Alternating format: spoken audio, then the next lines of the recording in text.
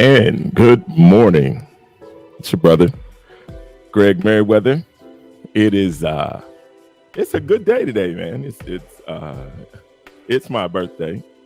And so celebrating today. It's gonna be a great day. We've got a great show lined up. We've got a great guest lined up.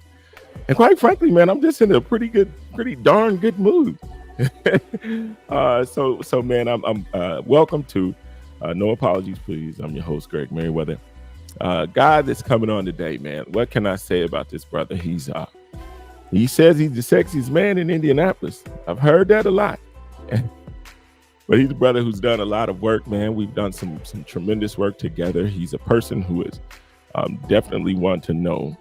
Someone who is striving to make this place a better place, leave its footprint on this earth, to just really try to, remove some barriers and uplift some people. So that brother's Toby Miller.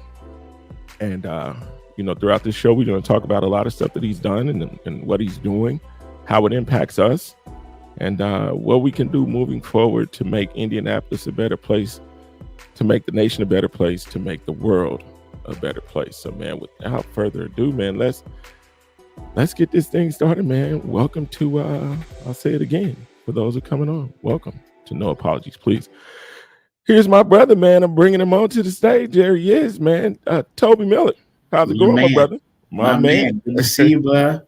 Good to see you. Happy birthday, old man. I'm getting there. Thank you, brother.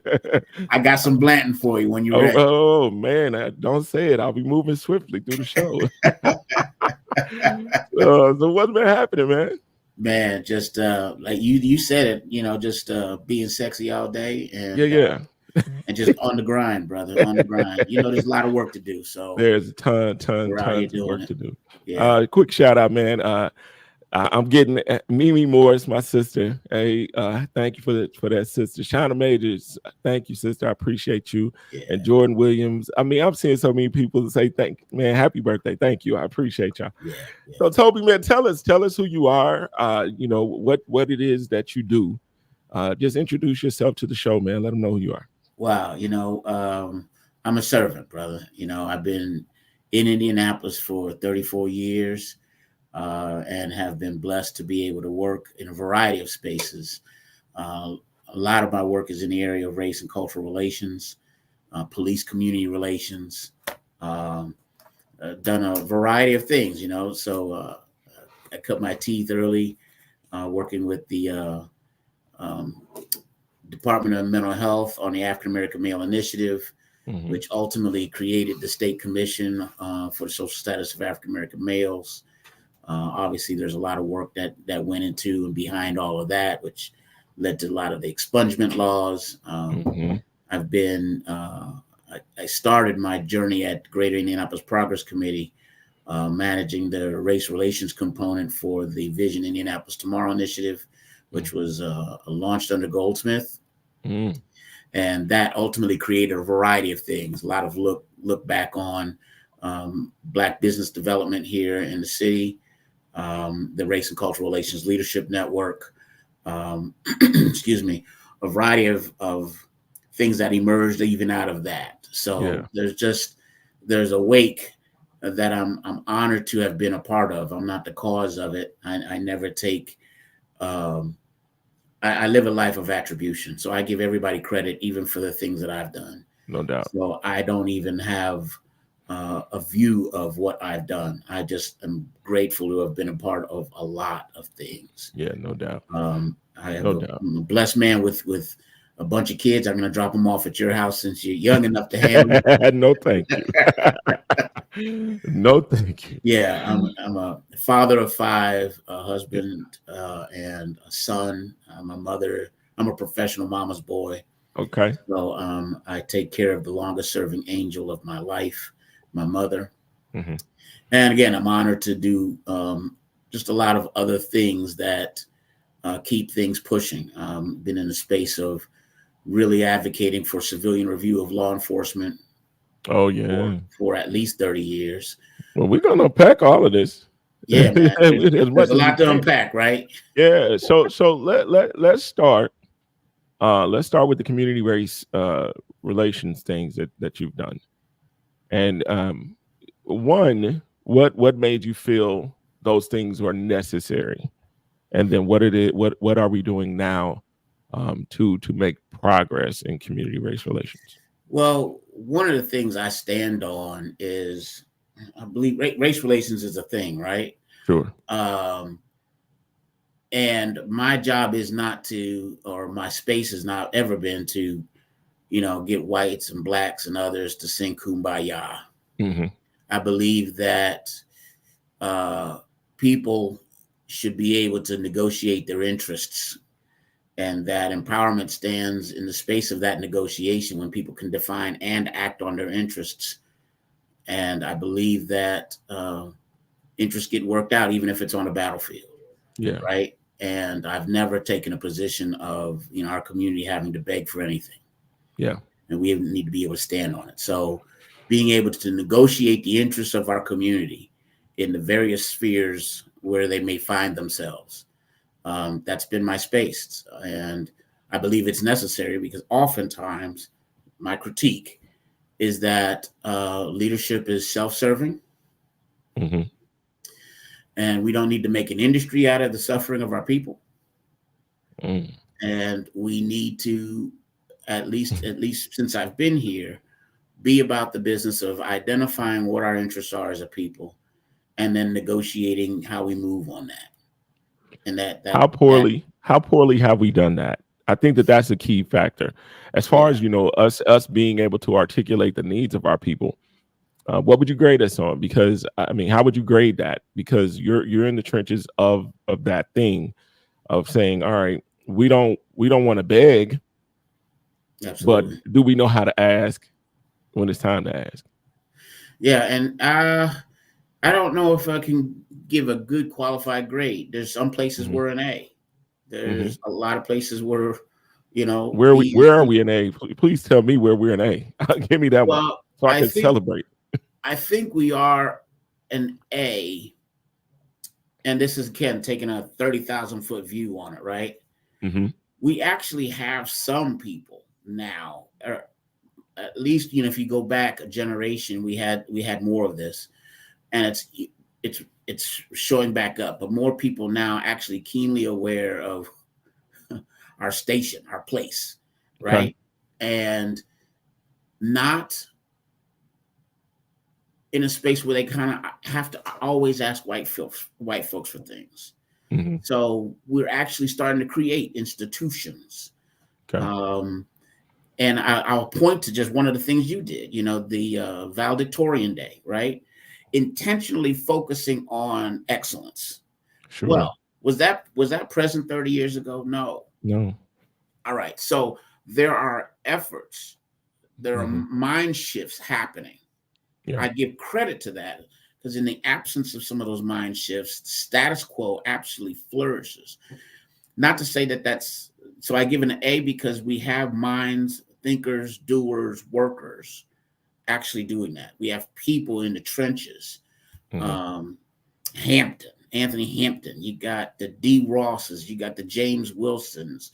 You got on a spectrum of leadership Yeah. that is And renewed, all different types of brothers and sisters. all different types.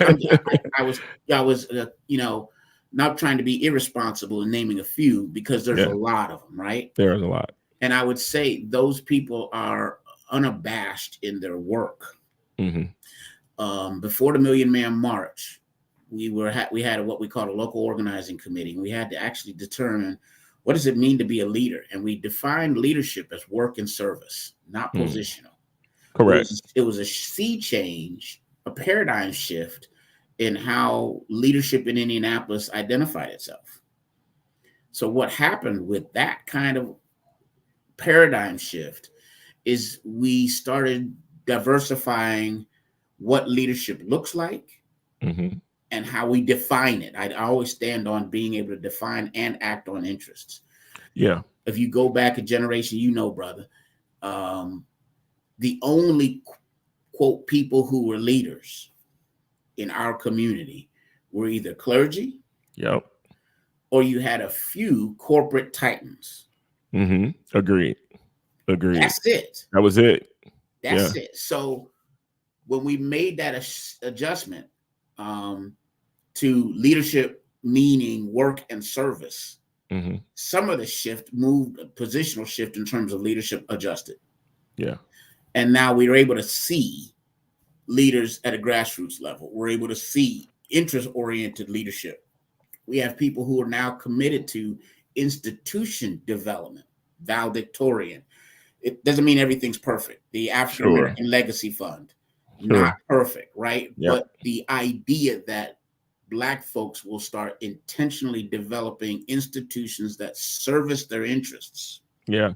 So like with Valedictorian Day, when we talked about it, the reason I wanted to have one Valedictorian Day came to be because people probably don't know this, but I'll tell the story quickly. Is I grew up being a straight A student. Yeah. Now at a stage of that, I was teased. But then when I got to high school and saw that the girls liked me more because I was an athlete, I could be a C student. But I want kids I wanted kids in our community to understand that you can be recognized and you can achieve great things by having a great mind. And when you look in our schools, you can go in any school in this country, and there are halls and halls filled with athletes and their accolades. How many schools do you walk in? These are educational institutions. Yes, sir. How many schools do you walk in and you see all the people who achieved academic excellence? You don't. And they should be the main people on the wall. Come on. At the end of the day, more people remember the star athlete, but don't remember the star student. Come on. And so for me, I pushed for that because then I said, okay, if we have Valedictorian Day, it feeds these institutions that we have like Expo, Urban League, all those things. So I said, so then when they give scholarships, they're able to say, these are the Black kids who achieved academic excellence. So therefore we put them on, right? Yes. So then all of a sudden, then I said, once that happens, I said, I know at least 4 schools going to have a Black valedictorian. Then I said, that's when those scholarships become real because they're focused on us. They don't have to find anybody because we know where they are. Then I said, the other part was, I said, we can create our own 40 under 40. Come on. Because then we can look and say, who are the people in our own community who are achieving and not waiting on that thing? Like you said, we're not begging to be in your 40 under 40. We got our own at this point. And we could pick our own people that are achieving on an excellent level to uplift them and show the community who they are. That was the premise of Valedictorian Day. And that's the kind of thing I'm highlighting as the legitimate A. Breadcrumbs. There are, there's other A's. CLD is an A. Sure. What's happening at Flanner House is an A. Sure. Now if you go, Flanner House is showing up like they showed up 80 years ago. Right. Right. So, but it's the fact that we have those things. Keffer Institute. We have institution development happening. Mm-hmm. All right. And that's why I would say there's an A in that, because it's also self-aware institution development. Real.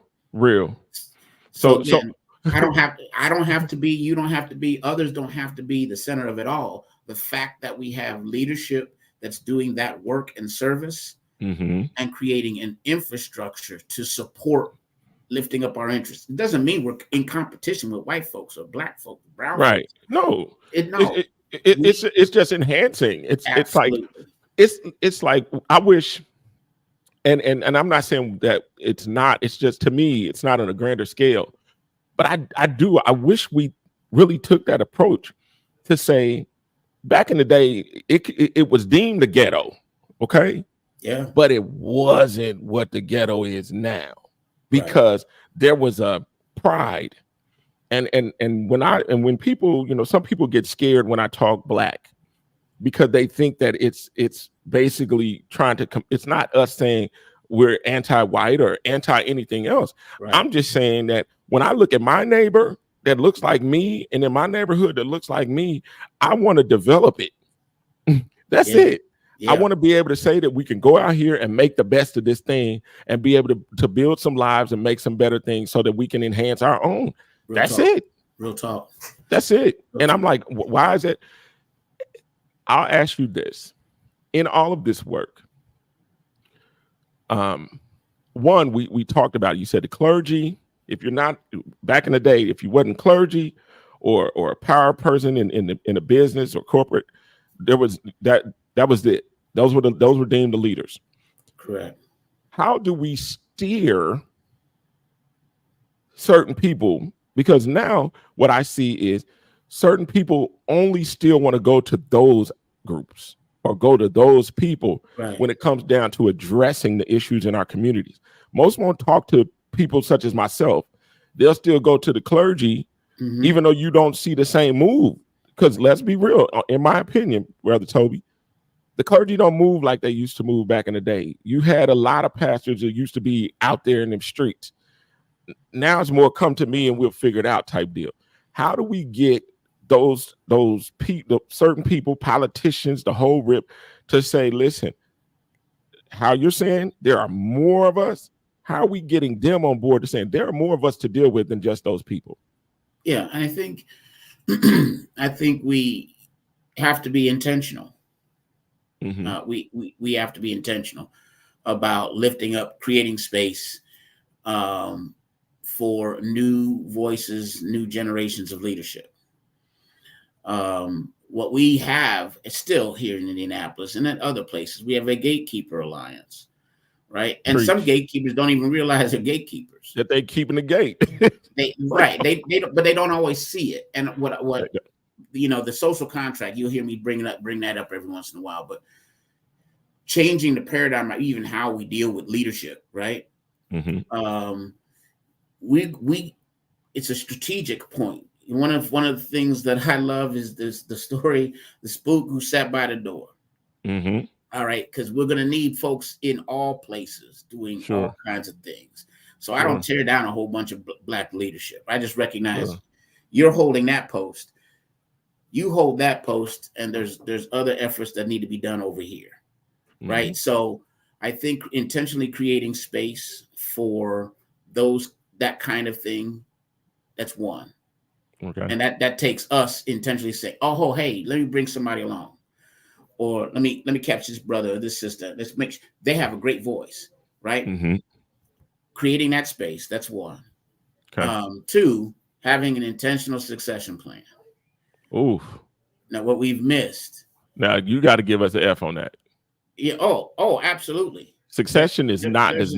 Oh. And that's why there's certain things that happen. For example, with the network, I've been in there for 30 years. This is too long. So even right now, I'm intentionally getting out of the way. Now, people say, Toby, why? No, if I stand on it, if I stood on it before a generation ago, that we have to intentionally bring the next. I can't be the one who is the exception. That's so living that value is important, and telling other leaders to live the value. Listen, create space for the next and bring them in. Yeah. So, and then nurture young men for war, old men for counsel.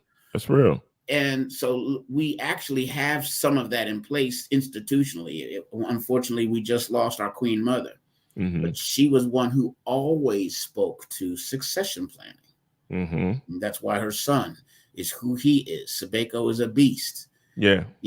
But it's not just Sabeko. There's a whole cadre of other leaders. What Imhotep is doing with Kefra, same kind of culture that's taking root. So historically, we were an F. Sure. That's changing. Okay. All right. It's emerging, but it's like you just said, like I said, being intentional about making those adjustments. And then letting folks serve where they can, as they can, right?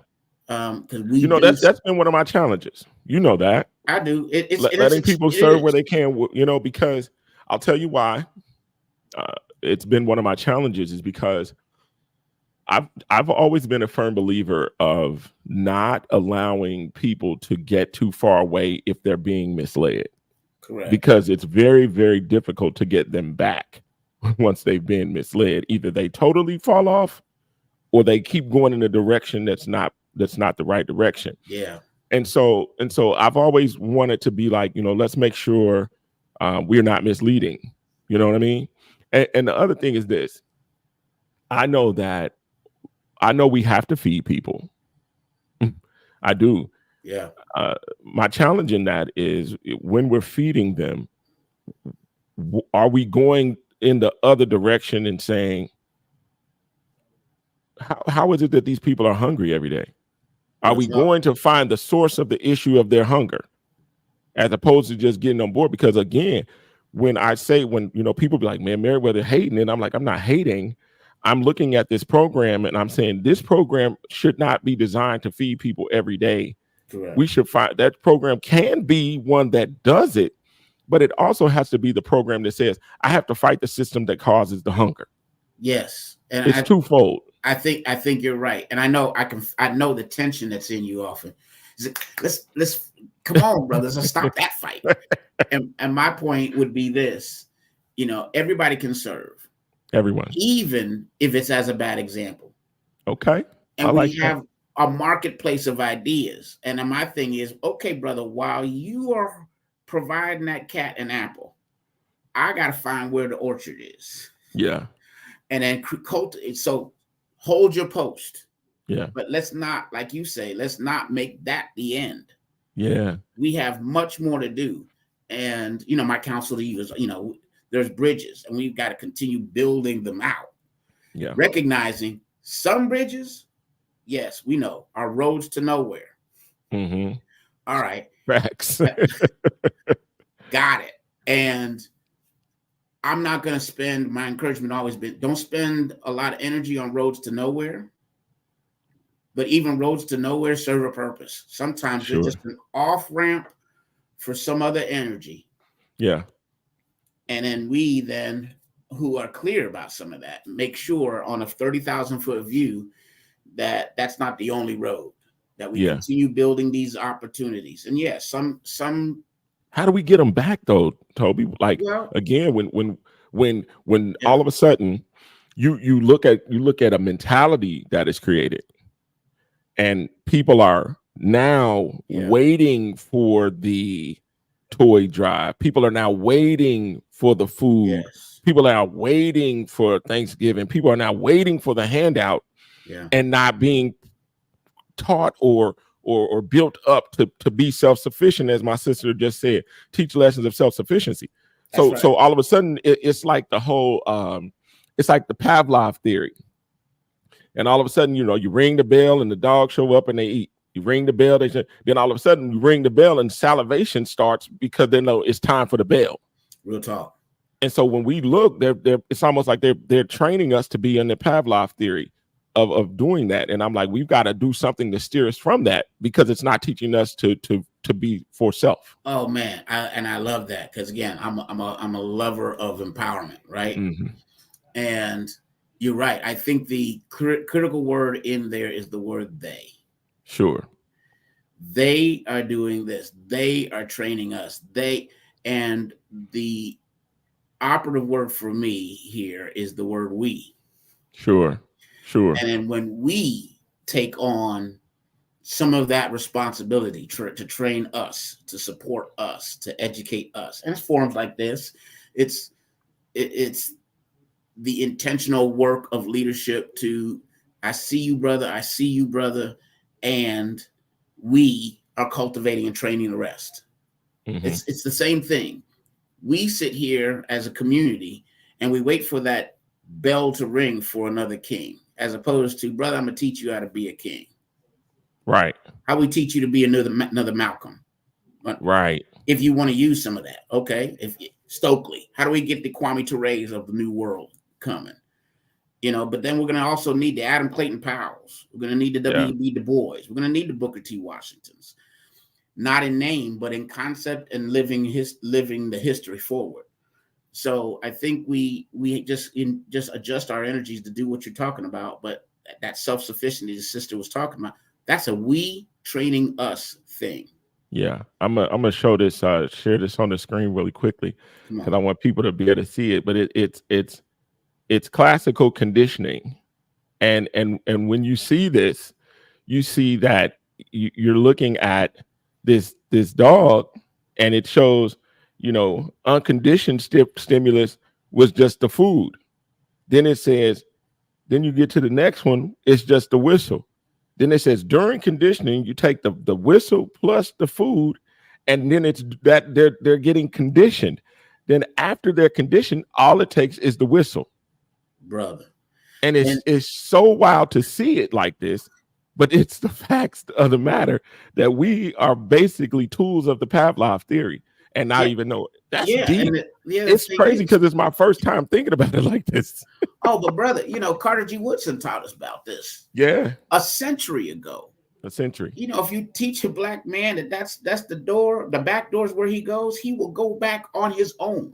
Yeah. The other thing they were talking about a century ago was if you want to keep things away from some of us, put it in a book. Put it in a book. All right. Yeah. Well, some of us have learned that, and now it's on us to adjust that. Mm-hmm. Mm-hmm. And what I always tell people is it's a staying power thing. Some people say, Toby, how do you stay? How do you stay focused and driven with all the kind of darts I take? Yeah. I mean, I've gotten withered out here. Heck yeah. Both. Yeah. And you know what? I've learned that it's a marathon. And during the marathon, you're going to get blisters on your feet. That's true. Now, I don't curse the blisters because that's not the destination. It's not the focus. It's real. The focus is at the end game. Right. And that's what we also have to show, lead by that example. Sure. And not get knocked off a square because somebody hates on you. Or because you get a blister. And sometimes if you recognize accountability is a contact sport, and that contact makes you stronger. Iron sharpens iron. And if I'm out here as a noodle, right, I'm offering no service to the community. I got to be whooped up too. Yeah. And as long as we have that kind of mentality where we say this is the long fight for the people, right? Then, brother, those become badges of honor. Sure. Yeah. But I think it's got to be intentional, like you're talking about. It's got to be intentional. So when you say, and I'm going to say this to all the people that are watching, iron, I'll say this because my brother said it. Iron sharpens iron. Okay. Anything that's not iron is getting cut. I didn't make the rules. I'm just saying what the parable says. It says iron sharpens iron. Correct. If you ain't operating like iron, you're going to get cut. That's just the truth. All there is to it, It doesn't say iron sharpens, noodles. Iron cuts noodles. Okay. Real talk. So man, moving forward, you do the you were at the Sagamore for some time, right? Yes, I was connected to Sagamore. Can you explain to people what the Sagamore is? Yeah, can you explain to people what the Sagamore? Most of our people don't even they see that building right there and they don't have a clue what it is. Can you explain what the Sagamore is? So Sagamore Institute is a think tank. Correct. That emerged when the Hudson Institute left. Okay. All right, and it filled a vacuum of what they would say would be locally generated, results oriented work and thought. They wanted something that would be a think tank that would look at practical solutions for people. Okay. Now that's Sagamore is a legit institution. It's also a very white institution. And we have to cultivate our own think tanks. Preach. And if there's some resources that we can use that are out here that support our work, great. But I also think it's important that we cultivate our own. So Sagamore is just an institution at that point was incubating one of the initiatives that I firmly stand on, which is mentoring. And intentionally, like you heard me say it, I believe in bringing in and bringing up the next generation. And some of our generations are folks people don't want to deal with. So there was an initiative that I was part of called One Heart, which really looked at how do we get mentors in the lives of young men and women who've been caught up in the systems. and do so without making it a bag. So without not requiring those people who are mentors to be paid, but they work as through the heart to uplift other people and create avenues of opportunity for young people who got caught up in the system. Yeah. So that was one initiative that Sagamore supported in terms of their incubation of that kind of thought process. One Heart doesn't exist in Indiana anymore. They focused their interests and efforts in Texas and in Missouri, a few other spots, right? Mm-hmm. But the spirit of doing that kind of work, showing up in the lives of people like Kareem Hines and Crystal Hines, mm-hmm. you know, what Donnell Howard is doing with Evolve. I mean, there's folks, you know, what Preston Adams is doing with, you know, his High Five initiatives and the focus on mentoring, again, is something that if we're really serious about succession planning, then we need to be living lives of mentorship. Sure. So when I look at their three pillars, opportunity, defense, citizenship, it says in communities where talent needs to be developed to grow, our economies and opportunities need to be shared by all our neighbors. In a world where threats are rising from foreign competition mm-hmm. and the uncertainties of new technologies, and in response to the broken politics and declining civility that has divided our society. Now, when I see that, and when I hear those words, mm-hmm. I would hope that they were inclusive. Well, but when I look and you realize that, you know, I've been in there, you know, I know the deal. But I do think that we have to have our own. I agree with you. Absolutely. Because it's like, for as much as you know, we've talked about, we don't want to go this route and be begging. It's like, again, even like you said, even the people that don't know they're gatekeepers pretty much operate in the Pavlov theory as well. It's like, so most of the people that people look to, listen to, it's a shame. And I'll say this, and you can chime in on this. Most of the time when we've been placed in position, it's almost like we forget something and we forget the hardships that the majority of our people face until they do it to us. Right. And then all of a sudden, and I've seen it too. I've seen it happen to a lot of people that, you know, let's take for prime example. We looked at Newfields. Newfields was off the charts wrong. They put in their ad or their job hunt, we're looking for a person who will uphold our white art standard. Yes. It said it clear as day. Yeah. And instead of us saying, hold up, let us give you 50 feet. What they did was they said, okay, we can fix this. For anybody that got a problem with us, here's what we're going to do. Why is it that we run through those doors after seeing the disrespect and then call it a win when they just throw us in another seat? Yeah. And then throw us out of the seat once they've gotten something from us that they should have never got back in the first place. And we still run to that board. We still sit on that board. They just returned and got some new people on the board, and they look like you and me. Why is it that we can't just turn down places like that and say, you know what? Forget that.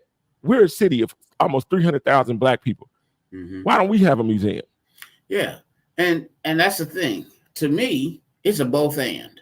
Okay. All right. So one of the things I don't want to cede to anybody or any of the institutions in this city. Mm-hmm. All of them, as far as I'm concerned, should be serving us too. Mm-hmm. So Newfields, you have that opinion. You live that life. I got it, but you still ours too. Mm-hmm. We're not going to give that up. Now, that doesn't require us to give up our own. Was you happy when they called it the Toby room? Well, but the Toby, the Tobys existed. That's the thing. The Tobys existed for over a generation. I didn't like it being called the Toby Rule for whatever Dr. King celebration. I said, hold on now. No, it was, but the Tobys existed for generations, right? Sure. So I don't have a difficulty with it. Yeah, I didn't like it. Now, in context of the moment, I understood that, right? But 20 years ago, we didn't have a problem with Toby. Sure. Now we have a problem with Toby, but it had nothing's changed except the context somewhere else. Mm-hmm. So I get that. And my thing would be, okay, I got it. But the institution is something we need to figure out how we alter, adjust, improve. Okay. Now, that doesn't mean we get off the battlefield and think because we have new folks who are trying to do good things, I won't beat them up. Go ahead, try to change it if you can. If you can. While you're doing that, we're going to work on this over here. Mm-hmm. Like I said, the landscape is broad. Mm-hmm. The battlefield is broad. Mm-hmm. Now, there are places we have to be surgical. And there's places we got to be carpet bombing. Yeah.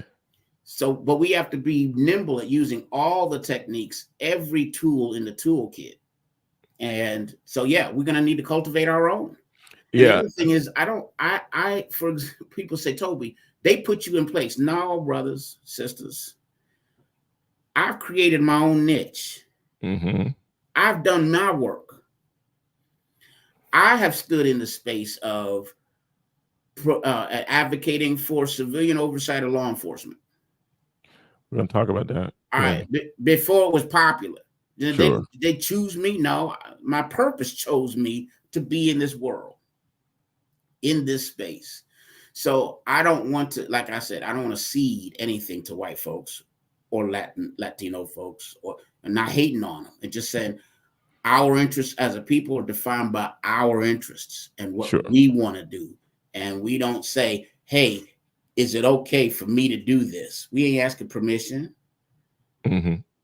This is the mission that we're on. Brother over here is working in that area. Sister over here is working on that area. We don't have to be blessed by somebody else to do the work that we need to do for our people. Yeah. We just got to do it. I feel that. Yeah. I'm going to say this really quickly and then we're going to get back on task. Come on. Happy Women's History Month, first off. Let me say that. Say that. Now I'm going to do some really quick. I'm going to do this really quickly. I'm going to do some housekeeping. The only people who have canceled on this show have been my sisters. Every brother, outside of my brother being sick today, and shout out to Bishop Horatio Luster. I know he's sick, so under the weather. So that's the only reason he's not here. Yeah. But other than that, sisters, I'm going to say this. The only people who have canceled, last minute canceled, have been sisters in Happy Women. I'm going to say it again, Happy Women's History Month. Sisters have been the one who's canceled. I'm just going to put it out there. They know who they are. Okay, let's move forward. IMPD. Yeah. I'm going to say this publicly. I do not like the appointments. I'm going to tell you that because I honestly expected something from Chief Bailey. Mm-hmm. There are some officers that I personally thought should have been put in a different position to show our community something different. Mm-hmm. Mm-hmm. Who I believe they have coming up as a successor is a person that I do not believe is good for the Black community. And I'll make it plain. I mean, and you know, we've got people in position, even got a brother in the position and good brother. Do I think he's good for what I believe we need? I don't. But what do we do now? I mean, it's done. He's made his appointment. Mm-hmm. What do we do now? Because I just don't want us to get back to the days of IPD. But it looks good old boyish to me. Tell me how you feel about that. I have preferences. Sure. And I like Bailey. Yeah. I can work with Bailey. I can work with Bailey. Got it. He's going to choose his team. Mm-hmm. Do you think he chose that team? He chose the team. You think he chose it? I think he did. I think he did. Now, Are there other influences in that? Maybe. But at the end of the day, that's the team that was chosen. Sure. Right. And here's the thing. We got work to do. We sure do. That's the team. That's the team we're going to work with. And what we've said with the CRT is it doesn't matter who's on the 25th floor. Doesn't matter who's on the second floor. We have some interest we have to work with and deal with and advance, regardless. Yeah. And like we even tell them, say, we'll work with you and we'll fight you in the streets. Mm-hmm. So that's preaching. Yeah. So I mean, I believe in a lot of the things Bailey has been talking about and a lot of the work he's done. And there's been times when Bailey and I and Bishop, we've busted some elbows. Yeah, no doubt. All right, but it's a worthy fight. Yeah. And so now that's the team we're working with, and we're gonna continue working with them. Yeah. And yes, there's preferences. There's some folks who folks would have advocated for and wanted in position. Absolutely. And doesn't stop us for advocating. It just means, okay, a different choice was made, and we're going to work with what we got. How do we get the strength and power to get our politicians on board with, I know a lot of people, this is one of the things, and you can speak on this. A lot of people look at the politician. Mm-hmm. They don't necessarily look at the committees. Mm-hmm. And the committees are so important because there are governing boards outside of what you see. Yes. And we don't really pay attention to those committees. I pay attention to those committees. How do we get our politicians to, how can I say this? Not necessarily play politics, but if they're able to make appointments for civilians to be on committees, how do we get more involved in making sure they're putting the right people in the right place, doing the right thing, as opposed to playing, this game of chess per se, and just appointing any individual simply because of their affiliation or name or family per se? I believe, brother, and I told you talking about IMPD boards. No, I'm talking about political. Yeah. Okay. Like how you could look at the use of force, or you can look at the public safety committee, and you can see people being appointed, and you say, okay, it's like when you say everyone can serve, true, everybody, but at the same time, the capacity in which they serve, we have a lot of people who are not talented in certain places where there's nothing getting done simply because they're not the right person to be in their place. Correct. So how do we get on board and say, nah, brother, I got to start coming to this group, and we have the people to say, this is the person that needs to be on the public safety board, not that. Or this is the person that needs to be on this committee, not that. Because for the life of me, we don't see the change simply when they gift you a seat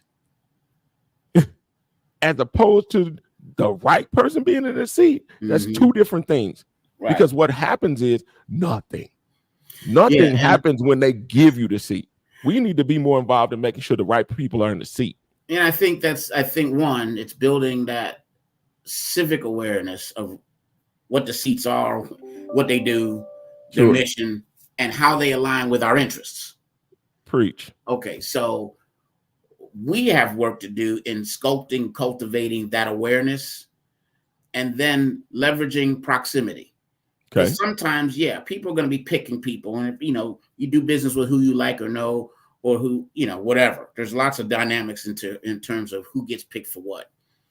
I think the civic engagement point, and civic education piece is another critical thing. So we know when we're not getting serviced. Sure. Sometimes you're like, hey, I got bread. And then we say, turn it over, and it's molded. Right. We got to know what we're getting. And part of it's based on what we expect. Mm-hmm. And unfortunately, we think we got a seat as if Eureka, we got what we wanted. No, the seat ain't what we wanted. The seat is supposed to service what we want. Mm-hmm. And unfortunately, we as a community haven't always defined what it is we want. Sure. We actually think the picture of, well, look, you got 6 Black people on there, so everything works. That ain't the picture of diversity isn't true okay. to the results that we're exactly looking for. And if we're not clear on the results, then we'll be happy with whatever we get. Yeah. So I think we have to do the first thing that you're talking about is cultivating that civic awareness of what we really want as a people. Mm-hmm. And then we can clearly identify where we're not getting it. One thing we need to recognize is this, and I'm gonna say it. You know me, I'm kind of raw. Well, we need to recognize when I think we've confused being at the table. We're confused. Most people are under the table, and what happens under the table is not pretty. Oh, And man. Well, the other thing is, we talk this about being material. at the table, but most people are under the table, man. Well, Doing God knows what. Remember what Bill Crawford said. Now, he gave us a great gift when he said, if you're not at the table, you're on the menu. That's right. You know, so I think adding that to what you're saying in terms of what happens under the table. Yeah. Yeah. And you know, the thing that I love to be able to do is be that spook who sat by the door. I'm in the room where a lot of this stuff happens. Mm-hmm. So my function is to educate folks about what's happening. Sure. In addition to understanding where our interests are as it relates to those things that are happening, right? And that's not always an easy spot. It's not. And so what? Big deal. Sure. Yeah. It's just part of the work. We just have to do the other pieces that really get our people in position. For example, here's another thing. Our people are being decimated by fentanyl. Sure. Overdose is killing 1,200 people in Indianapolis a year. Yep. And we should be tripping about gun violence. Absolutely. And if people were more accurate, we'd have more death. We'd have almost that same amount of death in our community. But we're sleeping at our own switches when folks are dying of overdoses. And that's we're looking at the shiny symbol. Mm-hmm. We should look at the shiny symbol, but let's not ignore the little foxes at the vines. We have people dying all over our community, and we as leaders, servants, need to communicate, make sure we communicate what's happening all the way around. Now, is that a function of a board? Yeah, I mean, I don't know. If it is, which board, and what are they supposed to be doing that advances or addresses the interests of our people? Yeah. Sometimes we get caught up, not saying it's not important. I'm not saying that. I'm just saying sometimes we get caught up in representation, right? But let's be real blunt too. Most of us will be represented pretty well by 6 people who carry us. Okay. But we need to focus on the representation, but it's a both and. We need to also look at the other things that have little to do with some of those things, right? Mm-hmm. Some of those policies and politics, and really align ourselves with a social contract. Because I'll say this, and I know I'm talking your ear off, brother. No, you're I'm just so bro. Grateful for the opportunity to work. No, you're great. Go ahead. But let's think about it. No politician, no board, no president, no city county councilor, no mayor, no corporate titan created the concept of no snitching. Correct. But that rule, that community social policy trumps anything anybody else does. That's true. And if we as a community start adjusting how our social contract works, mm-hmm. Guess what? We will start saying as a community, that person you put on the board, that ain't serving us. But That's it won't even be, if that board won't have any impact on us. Right. Certain things just won't happen based on the social contract of what we say is acceptable or not acceptable in our community. I agree. We have to get that kind of conversation, because at that point, the interests of the mayor are going to be important. That's right. but won't run what happens in our streets, That's real. at our kitchen tables, in our community boardrooms. The conversation you and I have, bruh. Yeah. We can change the condition of our people when we change the condition of our mind, not necessarily Preach. just people who are up in those boards, committees, and other stations. Agreed. Those are important, but not always definitive. Not all. Yep. Agreed. Yeah. I'm gonna say this again. This is a Greg Meriweatherism. You know, one of the things I wish we would get out of change our minds about it. It's two things. One thing I really can't stand. I don't like balloon releases. I just don't.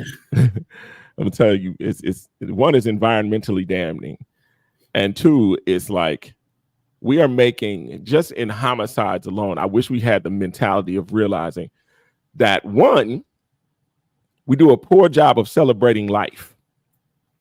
That part. We do a totally trash job of celebrating life. Yeah. Most of the people that we hold in high regard at death, we never did anything to enhance them in life. Real talk. We don't say, bro, keep going, bro, keep doing, bro, stop doing, bro. We don't do none of that. Sis, stop doing. Sis, nah, don't do. Sis, we with you. Let's uplift you. We care for you. We love you. We this. Then something happened. We go buy shirts. We go buy balloons. We call the news. We want everybody to know about this person, but you didn't want them to know nothing about this person when they was alive. You never did anything to support this person when they was alive. Facts. You never went an ounce. You didn't spend a dime on this person when they was alive, but all of a sudden you're going to spend all this money, make the party store rich off Black Death. Yes, facts. We do it all the time. Yeah. The party store is so happy Black people dying, they don't know what to do with themselves. They ain't got enough helium for us. Hey, you know what? I feel your pain. I'm sorry for your loss. That'll be $8.99. Thank you. I mean, for a balloon. For a balloon. And you're going to release into the air. Yeah. And let me tell y'all, them balloons going to fall to the ground. Don't think them balloons is a symbol of anybody going to heaven. Them balloons is going to fall to the ground. Yeah. Money gone. If we could celebrate life differently and death differently, if we had that, and I'm saying not if, but as we develop this culture of succession planning, and the moment that child comes, we are succession planning. There you go. We are legacy planning. We are celebrating, investing in, cultivating that life from the start. Real.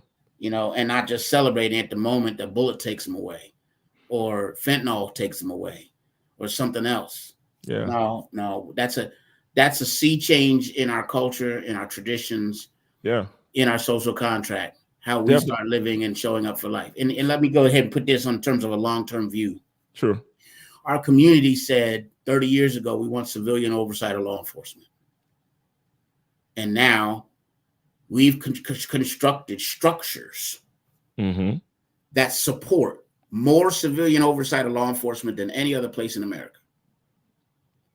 And now we have to, like the civics we talk about, we have to train people on how to use the systems, the structures we've created. Same kind of thing. Valedictorian Day should start the moment that child is in Pampers. Preach.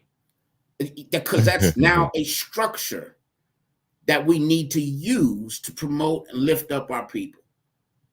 Preach. We have structures like that we're cultivating throughout our community. That's where some of the A and B is. The C and D and F is how we're actually attuning ourselves to using the structures, the people, the servants, the leaders, to activate those structures so that they truly work for us. Yeah. That's where the other work is. Brother, as long as I'm alive, I'm gonna do what I can to advance that. And absolutely. I'm so grateful.